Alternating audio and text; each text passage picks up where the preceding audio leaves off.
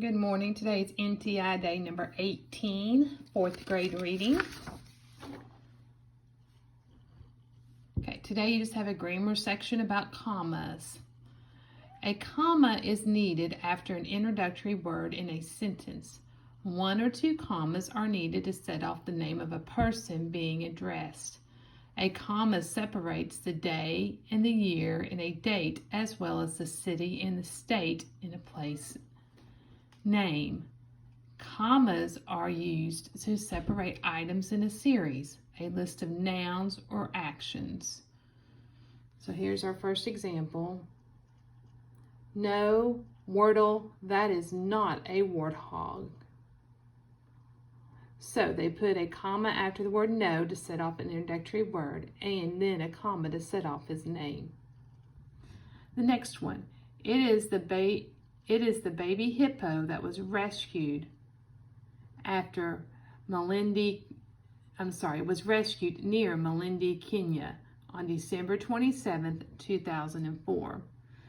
So they put a comma in the place of the name, and then they put a comma between the date, the year and the date. Villagers, fishermen, and visitors performed the rescue. Again, they put commas in to separate items in a series. A comma is used with a conjunction to form a compound sentence. A comma is also used to introduce quotations. So the next sentence says, the tortoise was not very friendly, but he loved being tickled. So you would put a comma after the word friendly because the word but is a conjunction. I would love to see a hippo. Those are in quotes, so then you put your comma, remarked Anne. Okay, you're going to read those sentences and you can tell somebody that's there with you at the house how the commas are used. Number 1, Leah said, our zoo has adult hippos, but none of them have babies. Number 2, hey, let's look on the internet, suggested Ian. 3, Leah, Anne, and Juan ran to the computer. Number 4, they found a baby hippo in this zoo in Seattle, Washington. Oh, number 2 I read wrong. It said it's a Vaughn, not Ian.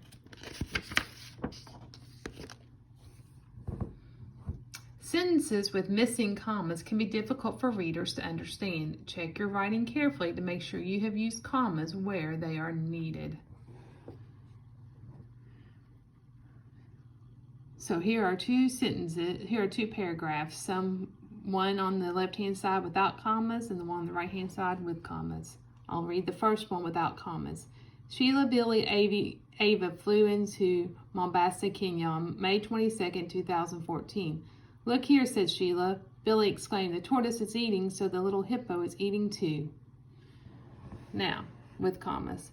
Sheila, Billy, and Ava flew into Mombasa, Kenya on May 22nd, 2014.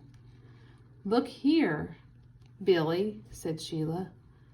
Billy exclaimed, the tortoise is eating, so the little hippo is eating too. Remember, when you're reading, please stop and take a breath after the comma.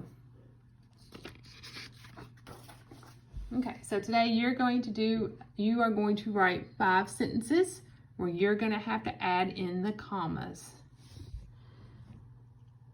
When you write, use a comma to set off name of a person, address directly, and to set off introductory words such as yes, no, and well.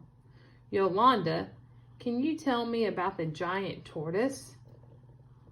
Well, the giant tortoise eats both plants and animals.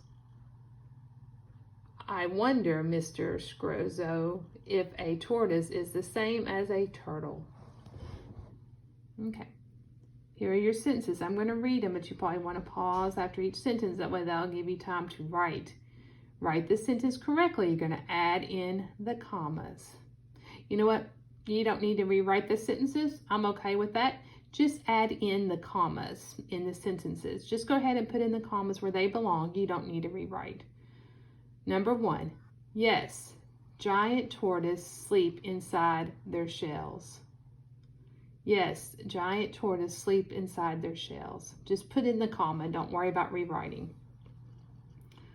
Number 2, Randy, have you ever picked a tortoise?